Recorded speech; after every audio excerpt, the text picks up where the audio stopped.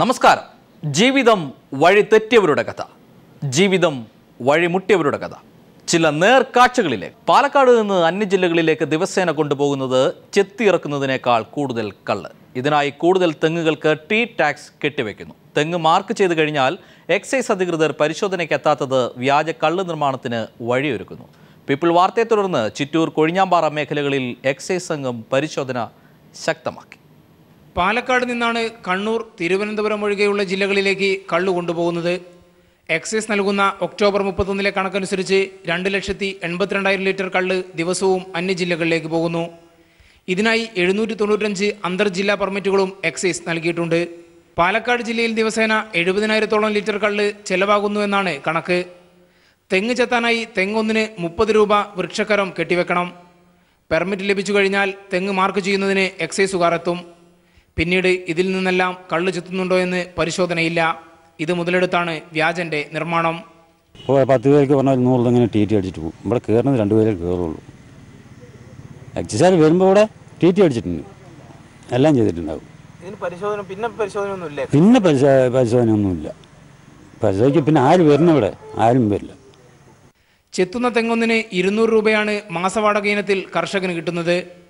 ചെത്തു തൊഴിലാളിക്ക് തെങ്ങൊന്നിന് 12 മുതൽ 15 വരെയാണ് കൂലി.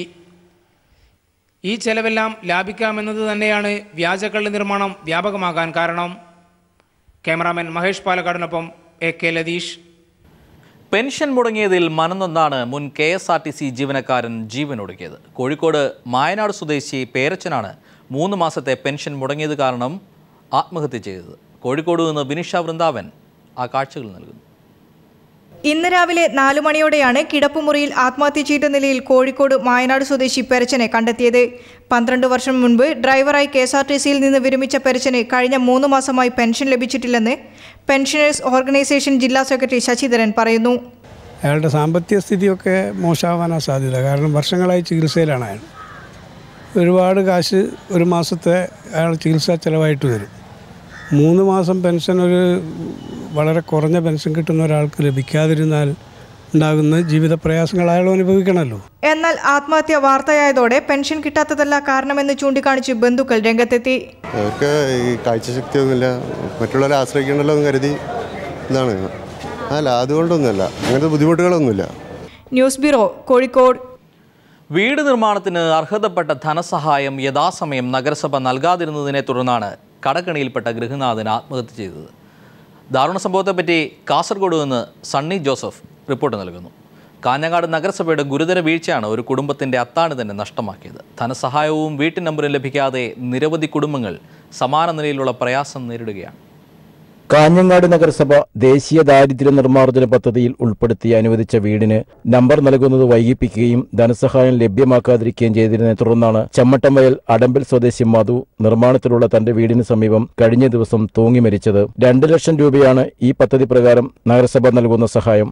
നഗരസഭയുടെ സഹായം വൈകിയതിനാൽ പലരിൽ നിന്നും പലിശയ്ക്ക് പണം കടം വാങ്ങിയാണ് വീടിന്റെ നിർമ്മാണം ഭാഗികമായെങ്കിലും മധു പൂർത്തിയാക്കിയത്. ധനസഹായം ലഭിക്കാതായതോടെ മാനസികമായി തകർന്ന മധു ആത്മഹത്യ ചെയ്യുകയായിരുന്നു. മധുവിന് ഭാര്യയും വിദ്യാർത്ഥികളായ 3 മക്കളുമുണ്ട്. നമ്പറിന് വേണ്ടിട്ട് നോക്കിനി ലാസ്റ്റ് ഇപ്പൊ ശനിയാഴ്ച പോയിട്ടുണ്ട്. അപ്പൊ പറഞ്ഞു ഇനി കുറച്ച് ദിവസം കൂടെ നിൽക്കുന്നു. പൈസ ലാസ്റ്റ് കൂടെ കിട്ടാനുണ്ട്. ആദ്യത്തെ ഒരു 20 ബാക്കിയുണ്ട്. ഇപ്പൊ രണ്ടാമത് പാസ്സായ 1 ലക്ഷം കൂടി കിട്ടാനുണ്ട്. നഗരസഭ എഞ്ചിനീയറുടെ അഭാവത്തിൽ ഇല്ലാത്ത അധികാരം ഒരു ഉദ്യോഗസ്ഥൻ ഉപയോഗിച്ചതിനെ തുടർന്നാണ് പ്രസ്തുത കാലയളവിൽ നിർമ്മാണം നടത്തിയ 350-ലേറെ വീടുകൾക്ക് ഇപ്പോൾ നമ്പർ ലഭിക്കാത്ത സ്ഥിതിയുണ്ടായത്. നമ്പർ ലഭിക്കാത്തതിനാൽ ധനസഹായ വിതരണവും മുടങ്ങി. കെട്ടിട നിർമ്മാണ ചട്ടം ലംഘനം നടത്തിയവരിൽ നിന്നും 3 ഇരട്ടി ഫീസ് ഈടാക്കാനാണ് സംസ്ഥാന സർക്കാരിന്റെ നിർദ്ദേശം. ചെയ്യാത്ത കുറ്റത്തിന് ശിക്ഷ ഏറ്റുവാങ്ങേണ്ടി വന്ന ഗതികേടിലായി വീട് നിർമ്മിച്ച ബഹുഭൂരിപക്ഷം പാവങ്ങളും. ഇവരിൽ ഭൂരിഭാഗവും EMS ഭവന പദ്ധതി, നഗരദാരിദ്ര്യ നിർമ്മാർജ്ജന പദ്ധതി എന്നിവയിൽ വീട് ലഭിച്ചവരാണ്. ഭരണക്കാരുടെ താൽപര്യങ്ങൾക്കനുസരിച്ച് ചട്ടങ്ങൾ പാലിക്കാതെ വാണിജ്യ സമുച്ചയങ്ങൾക്കും മറ്റും അനുമതി നൽകാൻ സഹായം ചെയ്തുവരുന്ന കുറ്റക്കാരനായ ഉദ്യോഗസ്ഥനെ സംരക്ഷിക്കുന്ന നിലപാടാണ് UDF നേതൃത്വം നൽകുന്ന കാഞ്ഞങ്ങാട് നഗരസഭ സ്വീകരിക്കുന്നത്. News bureau, Kasaragod. ദില്ലിയിൽ RSS ആസ്ഥാനത്തിന് മുമ്പിൽ വിദ്യാർത്ഥികൾ ചുംബന സമരം നടത്തിയ വാർത്തയിലേക്ക്. ദില്ലി യൂണിവേഴ്സിറ്റി, ജവഹർലാൽ നെഹ്റു യൂണിവേഴ്സിറ്റി എന്നിവിടങ്ങളിലെ വിദ്യാർത്ഥികൾ സംയുക്തമായാണ് സമരം നടത്തിയത്. ഹിന്ദു യുവ സംഘടനകൾ എതിർപ്പുമായി രംഗത്തെത്തിയതിനെ തുടർന്ന് സ്ഥലത്ത് സംഘർഷവും ഉണ്ടായി.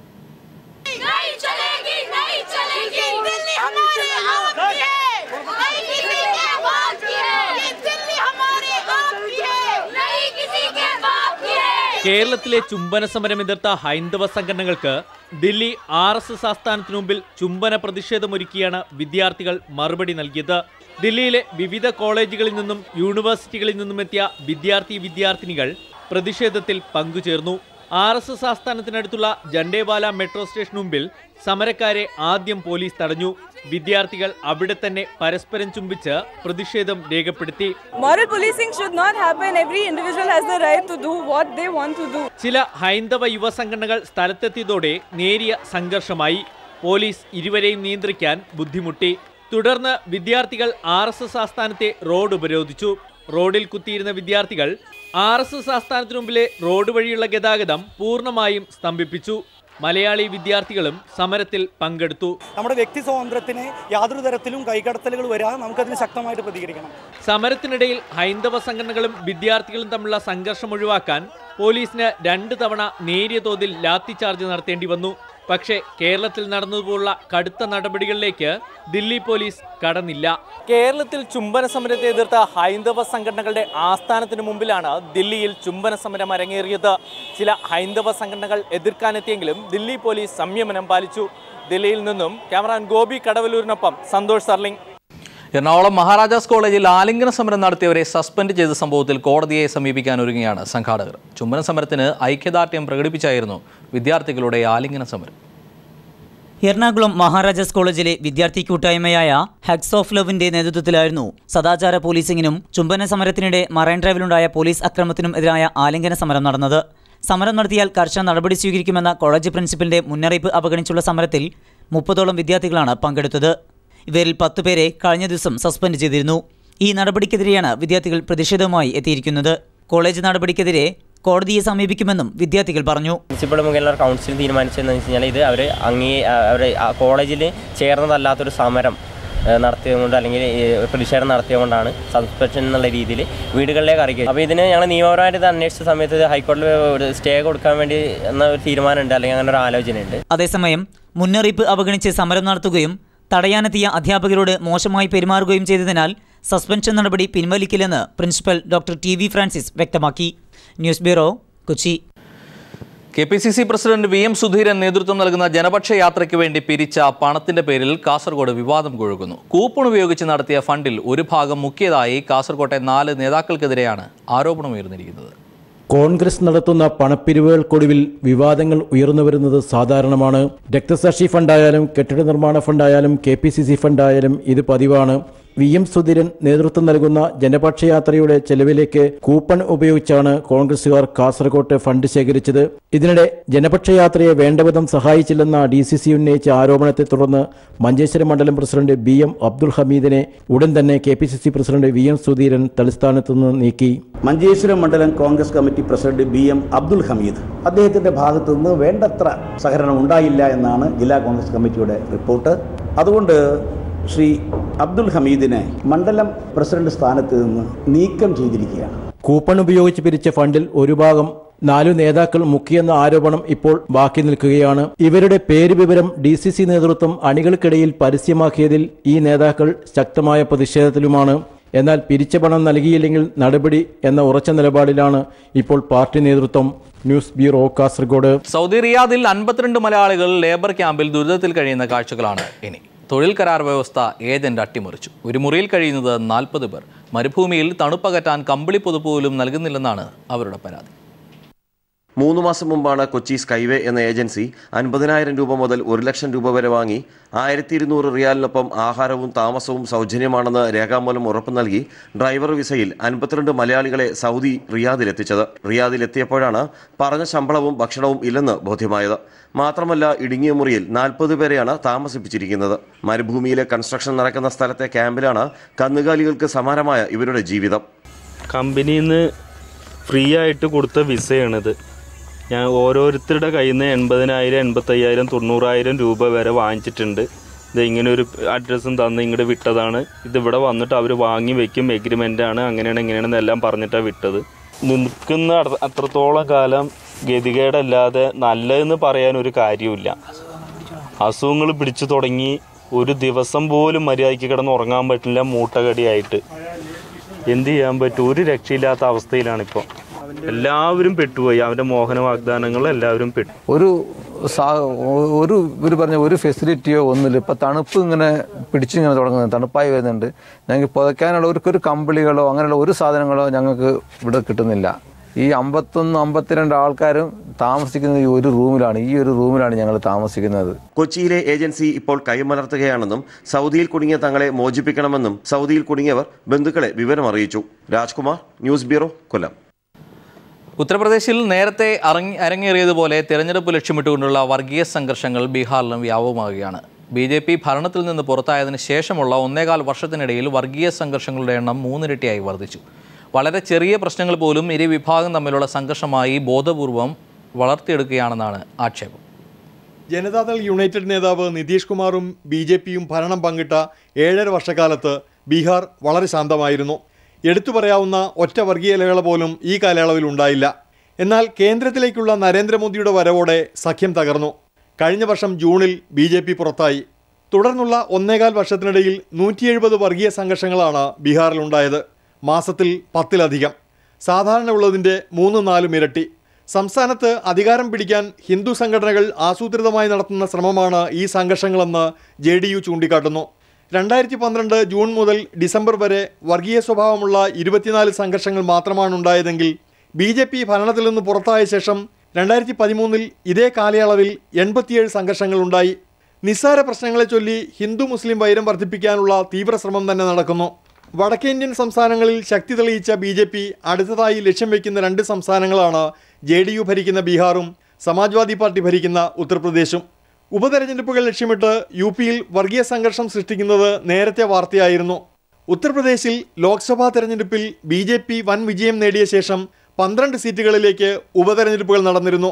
ഇതിനിടയിലുള്ള 10 ആഴ്ചകൾക്കുള്ളിൽ 600ഓളം സംഘർഷങ്ങളാണ് ഉണ്ടായത്. ഇതിൽ 60% പ്രശ്നങ്ങളുണ്ടായത് ഈ 12 മണ്ഡലങ്ങളിലും ചുറ്റുവട്ടത്തുമായിരുന്നു. ഹിന്ദു മുസ്ലിം എന്നതിനപ്പുറം ദളിത് മുസ്ലിം പ്രശ്നങ്ങളാക്കി കാര്യങ്ങളെ മാറ്റാനുള്ള നീക്കവും നടന്നു. എന്തായാലും BJP ഭീഷണി കണക്കിലെടുത്ത് മതേതര കക്ഷികളുടെ ഐക്യനിര കെട്ടിപ്പടുക്കാനുള്ള ശ്രമത്തിലാണ് ലാലുവും നിതീഷും മുലായവുമെല്ലാം. ആർ സുഭാഷ്, ദില്ലി. സർക്കാരിൻ്റെ കനിവ് കാത്തു കഴിയുകയാണ് സംസ്ഥാനത്തെ ബദൽ സ്കൂളുകളിലെ അധ്യാപകർ. മാസം 3000 രൂപയ്ക്ക് ജോലി ചെയ്യുന്ന ഇവരുടെ ശമ്പളം വർദ്ധിപ്പിക്കണമെന്ന മനുഷ്യാവകാശ കമ്മീഷന്റെ നിർദ്ദേശം പോലും പാലിക്കപ്പെട്ടിട്ടില്ല. 329 ബദൽ സ്കൂൾ അധ്യാപകരാണ് സംസ്ഥാനത്ത് ആകെയുള്ളത്. 17 വർഷമായി അളക്കൽ ആദിവാസി കോളനിയിലെ ഈ ബദൽ സ്കൂളിൽ അധ്യാപകനാണ് ഇയാൾ. കിലോമീറ്റർ നടന്ന് കഷ്ടപ്പാട് സഹിച്ച് മാസം മുഴുവൻ ഇവിടെ എത്തിയാൽ കിട്ടുന്നത് 3000 രൂപ. 5000 രൂപയായി ഉയർത്താമെന്ന് മുഖ്യമന്ത്രി ഉറപ്പുകൊടുത്തിരുന്നെങ്കിലും ഇതുവരെ ലഭിച്ചിട്ടില്ല. സംസ്ഥാനത്തെ മുഴുവൻ ബദൽ സ്കൂളുകളിലെയും അധ്യാപകരുടെ അവസ്ഥയാണിത്. ഇപ്പോഴത്തെ സാഹചര്യത്തിൽ നമുക്ക് ഞങ്ങളെ സംബന്ധിച്ചിടത്തോളം ഒരു കുടുംബം പോറ്റി ജീവിച്ചു പോകാൻ കഴിയാത്ത ഒരു സാഹചര്യമാണ് ഉള്ളത്. 10000 രൂപയെങ്കിലും ഇവർക്ക് ശമ്പളം കൊടുക്കണമെന്ന് മനുഷ്യാവകാശ കമ്മീഷൻ സർക്കാരിനോട് ശുപാർശ ചെയ്തിട്ടുണ്ട്. പക്ഷേ ഒന്നും നടപ്പാക്കാതെ 5000 രൂപ വർദ്ധിപ്പിക്കാനാണ് സർക്കാർ തീരുമാനിച്ചിട്ടുള്ളത്. പക്ഷേ അത് ഇതുവരെ ഞങ്ങൾക്ക് ലഭിച്ചിട്ടില്ല. 321 ബദൽ സ്കൂളുകളിലായി 329 അധ്യാപകരുണ്ട് കേരളത്തിൽ.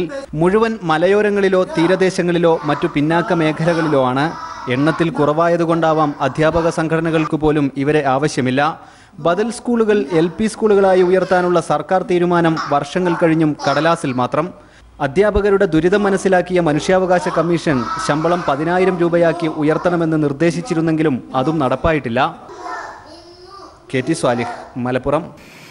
എറണാകുളം മലയാറ്റൂരിൽ വനംവകുപ്പിന്റെ തേക്കിൻ തോട്ടം ചൂരൽ കയറി നശിക്കുകയാണ്. തുണ്ടം റേഞ്ചിൽപ്പെട്ട തേക്ക് പ്ലാന്റേഷനിലാണ് വനംവകുപ്പിന്റെ അനാസ്ഥയിൽ ലക്ഷങ്ങളുടെ നഷ്ടം സംഭവിക്കുന്നത്. മലയാറ്റൂർ ഡിവിഷനിലെ തുണ്ടം റേഞ്ചിൽപ്പെട്ട തേക്ക് പ്ലാന്റേഷനിലെ 100 കണക്കിന് തേക്ക് മരങ്ങളാണ് ചൂരൽ പടന്നു കയറി വളർച്ച മുരടിച്ചിരിക്കുന്നത്. ഭൂതത്താൻകെട്ട് മുതൽ വടാട്ടുപാറ ഭാഗത്തേക്കുള്ള പാതയോരത്താണ് ലക്ഷങ്ങൾ വിലപിടിപ്പുള്ള തേക്കുമരം നശിക്കുന്നത്. ചൂരൽ ദ്രുതഗതിയിൽ പടരുന്നതിനാൽ തേക്കുകൾ വ്യാപകമായി കരിഞ്ഞുണങ്ങുകയാണ്. ചൂരൽ ലേലം ചെയ്ത് വെട്ടിയെടുക്കണമെന്ന് നിരവധി തവണ വനം വകുപ്പിനോട് ആവശ്യപ്പെട്ടെങ്കിലും ചൂരൽ നാമമാത്രമാണെന്ന കാരണം പറഞ്ഞ് നടപടിയുണ്ടായില്ലെന്ന് വനസംരക്ഷണ സമിതി പ്രസിഡന്റ് ബെന്നി അമ്മപ്പറമ്പിൽ പറഞ്ഞു. ചൂരൽ ലേലം ചെയ്ത് ഡിപ്പാർട്ട്മെൻറ്റിലേക്ക് മുതൽക്കൂട്ടായിട്ട് ആക്കണമെന്നുള്ള അഭിപ്രായം പറഞ്ഞു. ഇപ്പോൾ ചൂരലിൻ്റെ എണ്ണം കുറവെന്നുള്ളതാണ് ഡിപ്പാർട്ട്മെൻറ്റിൽ നിന്ന് അറിയാൻ കഴിഞ്ഞത്. അതുകൊണ്ട് ചൂരൽ വ്യാപകമായ രീതിയിൽ ചൂരൽ ഇഷ്ടംപോലെ ഈ വനത്തിൽ പ്ലാന്റേഷൻ വഴിയുള്ള ഈ ചൂരൽ വെട്ടി മാറ്റിക്കഴിഞ്ഞാൽ ചൂരലും തേക്കും രക്ഷപ്പെടുന്ന രീതിയിലേക്ക് സംഭവമുണ്ട്. അതുകൊണ്ട് അതിനെക്കുറിച്ച് ഡിപ്പാർട്ട്മെൻറ്റ് തയ്യാറാക്കണമെന്നാണ് വനസംരക്ഷണ സമിതിയുടെ പ്രസിഡന്റ് എനിക്ക് പറയാനുള്ളത്. പാതയോരത്തുള്ള മരങ്ങൾക്ക് പുറമെ ഉൾക്കാടുകളിലുള്ളവയും നാശത്തിന്റെ വക്കിലാണ്. സർക്കാരിന് ലക്ഷങ്ങളുടെ നഷ്ടമുണ്ടാകുമ്പോഴും വനം വകുപ്പ് നടപടിയെടുക്കാത്തതിൽ പ്രതിഷേധം ശക്തമായിട്ടുണ്ട്. News bureau, Kochi. മനുഷ്യാവകാശ സമരനായിക ഇറോം ശർമിള നിരാഹാര സമരം തുടങ്ങിയിട്ട് 15 വർഷം പൂർത്തിയായി. മണിപ്പൂരിൽ ഏർപ്പെടുത്തിയിട്ടുള്ള പ്രത്യേക സൈനിക നിയമം പിൻവലിക്കണമെന്നാവശ്യപ്പെട്ടാണ് ഇറോം ശർമിള നിരാഹാര സമരം തുടരുന്നത്. പ്രധാനമന്ത്രി നരേന്ദ്രമോദി ഇടപെട്ട് ഈ പ്രശ്നത്തിന് പരിഹാരം കാണണമെന്നാണ് ഇവരുടെ ആവശ്യം. ഞാൻ എൻ്റെ ജീവിതത്തെ വളരെയധികം സ്നേഹിക്കുന്നുണ്ട്. ഭക്ഷണം കഴിക്കാൻ അതിയായി ആഗ്രഹവുമുണ്ട്. എന്നാൽ മണിപ്പൂരിൽ ഏർപ്പെടുത്തിയിട്ടുള്ള പ്രത്യേക സൈനിക നിയമം പിൻവലിക്കും എന്ന ഉറപ്പ് കിട്ടണം. മനുഷ്യാവകാശ സമരനായിക ഇറോം ചാനു ശർമിള നിറഞ്ഞ കണ്ണുകളോടെ ഒരിക്കൽ കോടതിയിൽ പറഞ്ഞ വാക്കുകളാണിത്. ഈ ഉറപ്പ് നൽകാൻ നിയമം അനുവദിക്കില്ലെന്നാണ് കോടതിയിൽ നിന്നും ശർമിളയ്ക്ക് ലഭിച്ച മറുപടി. 2000 നവംബർ 2 ഇംഫാലിനടുത്തുള്ള മാലോം പട്ടണത്തിൽ ആസാം റൈഫിൾസിന്റെ വ്യാജ ഏറ്റുമുട്ടലിൽ 10 മണിപ്പൂരികൾ കൊല്ലപ്പെട്ടിരുന്നു. ധീരതയ്ക്കുള്ള ദേശീയ അവാർഡ് നേടിയ 18 വയസ്സുകാരനായ സിനൻ ചന്ദ്രൻ അടക്കമുള്ളവർ. ഈ സംഭവത്തിനെതിരെയുള്ള പ്രതിഷേധമായാണ് ഇറോം ശർമിള എന്ന 28-കാരി 2000 നവംബർ 5 മുതൽ നിരാഹാര സമരം ആരംഭിച്ചത്. സമരം തുടങ്ങി 3-ാം ദിവസം ആത്മഹത്യാശ്രമക്കുറ്റം ചുമത്തി ഇറോം ശർമിളയെ പോലീസ് അറസ്റ്റ് ചെയ്ത് ആശുപത്രിയിലാക്കി. അന്നു മുതൽ മൂക്കിലെ ട്യൂബിലൂടെ നൽകുന്ന ദ്രാവക രൂപത്തിലുള്ള ആഹാരമാണ് ശർമിളയുടെ ജീവൻ നിലനിർത്തുന്നത്. മാസങ്ങൾക്ക് മുമ്പ് ഇവർക്കെതിരെയുള്ള ആത്മഹത്യാശ്രമക്കുറ്റം വെറും ആരോപണമാണെന്ന് കോടതി വിധിച്ചു. പുറത്തിറങ്ങിയ ഇറോം ശർമിള തന്നെ പാർപ്പിച്ചിരുന്ന മണിപ്പൂരിലെ ഗവൺമെന്റ് ആശുപത്രിക്ക് മുന്നിൽ വീണ്ടും നിരാഹാരം ആരംഭിക്കുകയും പോലീസ് അറസ്റ്റ് ചെയ്യുകയും ചെയ്തു. ഇറോം ശർമിളയുടെ സമരത്തിന് ലോകത്തിന്റെ വിവിധ ഭാഗങ്ങളിൽ നിന്നും ഐക്യദാർഢ്യം പ്രഖ്യാപിച്ച് നിരവധി സംഘടനകൾ ഇതിനോടകം രംഗത്തെത്തിയിട്ടുണ്ട്. 15 വർഷത്തിനിടെ ശരീരത്തിന് തളർച്ച സംഭവിച്ചിട്ടുണ്ടെങ്കിലും ഇറോം ചാനു ശർമിളയുടെ നിശ്ചയദാർഢ്യത്തിന് ഇതുവരെയും ഒരു തളർച്ചയും അനുഭവപ്പെട്ടിട്ടില്ല. ഒരിക്കലും തോൽക്കാത്ത സമരമാണിതെന്ന് അവർ ആവർത്തിച്ചുറപ്പിക്കുന്നു. ബിജേഷ് നടുവിൽ, ദില്ലി. ആഭ്യന്തര വകുപ്പിൽ ഇപ്പോഴും നിയമന നിരോധനമെന്ന് ഉദ്യോഗാർത്ഥികൾ. ഡ്രൈവർ തസ്തികയിൽ ആദ്യമായി PSC നടത്തിയ പരീക്ഷ എഴുതിയ ഉദ്യോഗാർത്ഥികളാണ് ആരോപണവുമായി രംഗത്തുള്ളത്. 2500 ഒഴിവുകൾ നികത്തുന്നില്ല. ഇഷ്ടക്കാരെ കോഴ വാങ്ങി പിൻവാതിൽ നിയമനം നടത്തുന്നുവെന്നും ഉദ്യോഗാർത്ഥികൾ മുഖ്യമന്ത്രിക്ക് നൽകിയ പരാതിയിൽ പറയുന്നു. സംസ്ഥാനത്ത് പോലീസ് വകുപ്പിൽ 6000-ഓളം വാഹനങ്ങളുണ്ട്. പകുതിയിൽ പോലും ഡ്രൈവർമാരില്ല. നിലവിലുള്ള പോലീസ് ഡ്രൈവർമാർക്ക് അധിക ഡ്യൂട്ടി ചെയ്യേണ്ടി വരുന്നത് പോലീസ് സേനയിൽ ചെറുതല്ലാത്ത പ്രശ്നങ്ങളുണ്ടാക്കിയതോടെ PSC വഴി നിയമനം നടത്താൻ തീരുമാനിക്കുകയും പരീക്ഷ നടത്തുകയും ചെയ്തു. ആയിരക്കണക്കിന് ഉദ്യോഗാർത്ഥികൾ പ്രതീക്ഷയോടെ പരീക്ഷ എഴുതി റാങ്ക് ലിസ്റ്റ് പുറത്തിറങ്ങുന്നതും കാത്തിരിക്കുന്നു. എന്നാൽ ഒഴിവുകൾ റിപ്പോർട്ട് ചെയ്യാതെ ഇപ്പോഴും ഇഷ്ടക്കാരെയും അനർഹരെയും പിൻവാതിലൂടെ കോഴ വാങ്ങി നിയമിക്കുന്നുവെന്ന് ഉദ്യോഗാർത്ഥികൾ ആരോപിക്കുന്നു. KAPകളുണ്ട് കേരളത്തിൽ. അതിൽ ഓരോന്നും ഇപ്പോൾ KAP 3 30 അവർ പറയുന്നത്. യഥാർത്ഥത്തിൽ KAP 3 300 വണ്ടികളുണ്ട്. ഒരു വണ്ടിക്ക് 2 ഡ്രൈവർമാരെന്ന നിലയിൽ ഇവർ പറയുന്നത് 30 വേക്കൻസി. ബാക്കിയെല്ലാം പോലീസിൻ്റെ അവിടെ ഹോം ഗാർഡും കുക്കായിട്ട് നിന്നവരും തൂക്കാൻ നിന്നവരെ എല്ലാം ഡ്രൈവിംഗ് ലൈസൻസ് എടുത്ത് കൊടുത്ത് ഡ്രൈവറായിട്ട് നിയമിക്കുകയാണ് ചെയ്യുന്നത്. ഇപ്പോൾ നമ്മുടെ ചാൻസുകൾ നഷ്ടപ്പെടുകയാണ്. നമ്മുടെ ഇപ്പം ഏജ് ഓവർ ആകുമ്പോഴും ലാസ്റ്റ് ടെസ്റ്റാണിത്. ഇനി നമുക്ക് ഇതൊന്നും എഴുതാൻ പറ്റില്ല. ഇത്രയും വേക്കൻസി കിടക്കുന്നത് അവർ കഷ്ടപ്പെട്ട് ഓരോ ജോലിക്ക് പോയിട്ട് പിന്നെ മെക്കാട് പണിക്ക് പോലും പോയി വന്ന് രാത്രി കാലങ്ങളിൽ വന്ന് പഠിക്കുന്ന വിദ്യാർത്ഥികൾ ഈ ലിസ്റ്റിലുണ്ട്. PSC യഥാസമയം റാങ്ക് ലിസ്റ്റ് പ്രസിദ്ധീകരിക്കാത്തതിനാൽ പ്രായപരിധി കഴിയുമോ എന്ന ആശങ്കയിലാണ് ഉദ്യോഗാർത്ഥികൾ. പോലീസ് സേനയിലെ എല്ലാ ഒഴിവുകളും ഉടൻ നികത്തുമെന്ന് ആഭ്യന്തരമന്ത്രി സ്ഥിരമായി പ്രഖ്യാപനം നടത്തുന്നതല്ലാതെ നിയമനം നൽകുന്നില്ല. മുഖ്യമന്ത്രിക്കും ആഭ്യന്തരമന്ത്രിക്കും DGPക്കും ഉദ്യോഗാർത്ഥികൾ പരാതി നൽകി. ന്യൂസ് ബ്യൂറോ, കൊല്ലം. കോഴിക്കോട് വടകരയിൽ വീണ്ടും മാവോയിസ്റ്റ് അനുകൂല പോസ്റ്ററുകൾ പ്രത്യക്ഷപ്പെട്ടു. മുക്കാലിയിലാണ് മാവോയിസം ഭീകരവാദമല്ലെന്ന സന്ദേശവുമായി പോസ്റ്റർ പ്രത്യക്ഷപ്പെട്ടത്. ഇന്ന് രാവിലെയാണ് കോഴിക്കോട് വടകര മുക്കാലി ഭാഗങ്ങളിലെ ബസ് സ്റ്റോപ്പുകൾ കേന്ദ്രീകരിച്ച് മാവോയിസ്റ്റ് അനുകൂല പോസ്റ്ററുകൾ പ്രത്യക്ഷപ്പെട്ടത്. മാവോയിസം ഭീകരവാദമല്ലെന്നും അടിച്ചമർത്തപ്പെട്ടവന്റെ അവകാശങ്ങൾ നേടിയെടുക്കലാണെന്നുമാണ് പോസ്റ്ററിൽ പറയുന്നത്. സ്വയം രക്ഷയ്ക്ക് വേണ്ടി ആയുധമെടുക്കാനും റവല്യൂഷണറി ഡെമോക്രാറ്റിക് ഫ്രണ്ട് എന്ന പേരിലിറക്കിയ പോസ്റ്ററിൽ പറയുന്നു. നാട്ടുകാർ വിവരമറിയിച്ചതിനെ തുടർന്ന് ചോമ്പാല SI സ്ഥലത്തെത്തി പോസ്റ്ററുകൾ നശിപ്പിച്ചു. കഴിഞ്ഞ ഒരാഴ്ചക്കിടെ ഇത് 2ാം തവണയാണ് മാവോയിസ്റ്റ് അനുകൂല പോസ്റ്ററുകൾ വടകരയിൽ പ്രത്യക്ഷപ്പെടുന്നത്. നേരത്തെ തിരുവള്ളൂർ മുതൽ മുയ്പോത്ത് വരെയുള്ള ഭാഗങ്ങളിലായാണ് പോസ്റ്ററുകൾ പ്രത്യക്ഷപ്പെട്ടത്. ഇന്റലിജൻസ് ബ്യൂറോയുടെ പ്രത്യേക നിർദ്ദേശമുള്ളതിനാൽ പ്രദേശത്ത് പോലീസ് പെട്രോളിംഗ് ശക്തമാക്കിയിട്ടുണ്ട്. News bureau, Kozhikode. 4 പതിറ്റാണ്ടുകളായി പത്തനംതിട്ട കാരക്കോടിൽ പ്രവർത്തിച്ചു വരുന്ന പ്രഭുരാം മിൽസിന്റെ പ്രവർത്തനം താളം തെറ്റുന്നു. വർഷങ്ങളായി പണിയെടുക്കുന്ന 250ഓളം തൊഴിലാളികളാണ് സർക്കാരിന്റെയും മേലുദ്യോഗസ്ഥരുടെയും കെടുകാര്യസ്ഥതയിൽ നട്ടം തിരിയുന്നത്. 1972 തമിഴ്നാട്ടിലെ ധനാഢ്യനായ മുത്തുമാണിക്യം എന്ന കർഷകനും അഭിനയ ചക്രവർത്തി ശിവാജി ഗണേശനും ചെങ്ങന്നൂരിനടുത്ത് കാരക്കോട് എന്ന പ്രദേശത്ത് പ്രഭുറാം മിൽസിന് തുടക്കം കുറിച്ചത്. ശിവാജി ഗണേശന്റെ മകൻ പ്രഭു, മുത്തുമാണിക്യത്തിന്റെ മകൻ റാം എന്നിവരുടെ പേര് സംയോജിപ്പിച്ചാണ് മില്ലിന് പ്രഭുറാം എന്ന പേരിട്ടത്. എന്നാൽ 3 വർഷത്തെ ആയുസ് മാത്രമാണ് പ്രഭുറാം മിൽസിന് അന്നുണ്ടായിരുന്നത്. തുടർന്ന് 1978 സംസ്ഥാന ടെക്സ്റ്റൈൽ കോർപ്പറേഷൻ ഇതേ പേരിൽ തന്നെ കമ്പനി ഏറ്റെടുത്തു. മറ്റ് പ്രതിബന്ധങ്ങളൊന്നുമില്ലാതെ പ്രഭുറാം മിൽസ് 2011 വരെ മുന്നോട്ട് പോയി. എന്നാൽ ഇന്ന് മില്ലിന്റെ പ്രവർത്തനം ആകെ താളം തെറ്റിയിരിക്കുകയാണെന്ന് തൊഴിലാളി സംഘടനാ നേതാക്കൾ പറയുന്നു. സാധാരണ ജനങ്ങളും ഞങ്ങളും ഒക്കെ ഉൾപ്പെടെയുള്ള ആൾക്കാർ റേഷൻ വാങ്ങിച്ച് കഴിക്കേണ്ട പൈസ സർക്കാർ ഖജനാവിൽ നിന്ന് കൊടുത്തിട്ട് ആ പൈസ എവിടെ പോകുന്നു, അത് ദുരുപയോഗം ചെയ്യുന്നു എന്നുള്ളതാണ് ഞങ്ങൾക്ക് കാണാൻ കഴിയുന്നത്. UDF ഗവൺമെൻറ് വന്നതിന് ശേഷം അതിൻ്റെ പിറ്റ മാസം തൊട്ട് തന്നെ ഈ കമ്പനി പ്രവർത്തനരഹിതമായിക്കൊണ്ടിരിക്കുക. കുറേശ്ശെ പ്രവർത്തനരഹിതമായി ഇപ്പോൾ പൂർണ്ണമായി ഏതാണ്ട് നിലച്ച നിലയിലാണ്. 3 ഷിഫ്റ്റുകളിലായി 24 മണിക്കൂറാണ് മില്ലിന്റെ പ്രവർത്തനം. സാമ്പത്തിക പ്രതിസന്ധി കാരണം കഴിഞ്ഞ ഒരാഴ്ച മില്ലിന്റെ പ്രവർത്തനം നിലച്ചതായി CITU നേതാവ് വിജയകുമാർ പറഞ്ഞു. കഴിഞ്ഞ തിങ്കളാഴ്ച മുതൽ ഈ തിങ്കളാഴ്ച വരെ ഒരു ശകലം പോലും ഭംഗിയില്ലാതെ മുഴുവൻ മിഷനറി നിർത്തിയിട്ടേക്കുന്ന അവസ്ഥയായിരുന്നു. എവിടത്തെയാണ് ഇതിൻ്റെ കുഴപ്പമെന്നുള്ള വിവരം ഗവൺമെൻറ് കണ്ടുപിടിച്ചിട്ട് അതിനാവശ്യമായ സഹായങ്ങൾ, ഈ സ്ഥാപനം നിലനിർത്തുന്നതിന് ആവശ്യമായ സഹായങ്ങൾ ഗവൺമെൻറ്റിൻ്റെ ഭാഗത്തുനിന്ന് ഉണ്ടാകണമെന്ന് പറയാൻ വേണ്ടിയിട്ട് ഞങ്ങളിത് സംസാരിക്കുന്നത് തന്നെ. സർക്കാരിൽ നിന്നും ഗ്രാന്റുകൾ ലഭിക്കുന്നുണ്ടെന്ന് പറയുമ്പോഴും എന്തുകൊണ്ടാണ് മില്ലിന്റെ പ്രവർത്തനം താളം തെറ്റുന്നതെന്നാണ് തൊഴിലാളികൾ ചോദിക്കുന്നത്. ഈ ചോദ്യം അധികാരികളോടാണ്. ക്യാമറമാൻ ജയപ്രകാശിനൊപ്പം BG Manish Kumar, news bureau, Pathanamthitta. Farah Khan സംവിധാനം ചെയ്ത് കിങ് ഖാൻ നായകനായ ഹാപ്പി ന്യൂ ഇയറിനെതിരെ ജയാ ബച്ചൻ താൻ കണ്ടതിൽ വെച്ച് ഏറ്റവും അർത്ഥശൂന്യമായ സിനിമയെന്നാണ് ജയാ ബച്ചൻ ചിത്രത്തെ വിശേഷിപ്പിച്ചത്. ഷാരൂഖിന് അഭിനയം നിർത്തി വേറെ വല്ല പണിക്കും പോയിക്കൂടെ എന്നും കൂടി ജയ ചോദിച്ചതോടെ കിങ് ഖാനെ മയപ്പെടുത്താൻ പരക്കം പായുകയാണ് കുടുംബത്തിലെ മറ്റു താരങ്ങൾ. ബോളിവുഡിൽ പോകുന്ന പുതിയ വിവാദവുമായി ഇന്നത്തെ ക്രൈംബ്രാഞ്ച് ഇവിടെ വാങ്ങുന്നു. നമസ്കാരം. എന്തായാലും ജയാ ബച്ചന്റെ നിശ്ചിത വിമർശനത്തിന് ബച്ചൻ കുടുംബം കിങ് ഖാനോട് മാപ്പ് പറയേണ്ടി വന്നു. കളക്ഷൻ റെക്കോർഡുകൾ ഭേദിച്ച് മുന്നേറുന്ന ഷാരൂഖ് ചിത്രം ഹാപ്പി ന്യൂ ഇയർ ഒരു യുക്തിയുമില്ലാത്ത ചിത്രമാണെന്ന ജയാ ബച്ചന്റെ അഭിപ്രായം കിങ് ഖാനെ ശരിക്കും ചൊടിപ്പിച്ചെന്നാണ് ബോളിവുഡിൽ നിന്നുള്ള വാർത്ത. ഷാരൂഖിന്റെ പിണക്കം മാറ്റാൻ മന്നത്തിലേക്ക് ബച്ചൻ കുടുംബം കയറി ഇറങ്ങുകയാണത്രേ. ഹാപ്പി ന്യൂ ഇയർ തല്ലിപ്പൊളി ചിത്രമാണെന്നും തൻ്റെ മകൻ അഭിഷേക് ബച്ചൻ ചിത്രത്തിൽ അഭിനയിച്ചതിനാൽ മാത്രമാണ് ചിത്രം കണ്ടതെന്നുമായിരുന്നു നടി കൂടിയായ ജയാ ബച്ചന്റെ അഭിപ്രായം. ഇത് ചിത്രത്തിലെ നായകനായ ഷാരൂഖിനെ ശരിക്കും ദേഷ്യം പിടിപ്പിച്ചത്രേ. കിങ് ഖാനെ മയപ്പെടുത്താൻ ഭാര്യയ്ക്ക് വേണ്ടി ക്ഷമ ചോദിച്ചുകൊണ്ട് ബിഗ് ബിയും മന്നത്തിലെത്തി സൗഹൃദം പുനഃസ്ഥാപിക്കാൻ അഭിഷേകും ഐശ്വര്യയും കിണഞ്ഞ് പരിശ്രമിക്കുകയാണ്. സ്ക്രീനിൽ രോഷാകുലനായ നായക പരിവേഷമുള്ള ബിഗ് ബി പൊതുജീവിതത്തിൽ സൗമ്യനും മാന്യനുമാണ്. എന്നാൽ സിനിമയിൽ നല്ല പരിവേഷങ്ങളിലൂടെ പ്രേക്ഷക പ്രീതി നേടിയ ജയയ്ക്ക് പൊതുവേദികളിൽ രോഷാകുലയായ താരപരിവേഷമാണുള്ളത്. ये जगह है क्या ये सवाल पूछने? आप बताइए, सुनिए, don't act smart with me. Just because TV doesn't mean you have to push him. Don't. Ashwarya. Ashwarya, please one photo. Ashwarya क्या होता है? She's your school friend. Premlal, news bureau, Mumbai.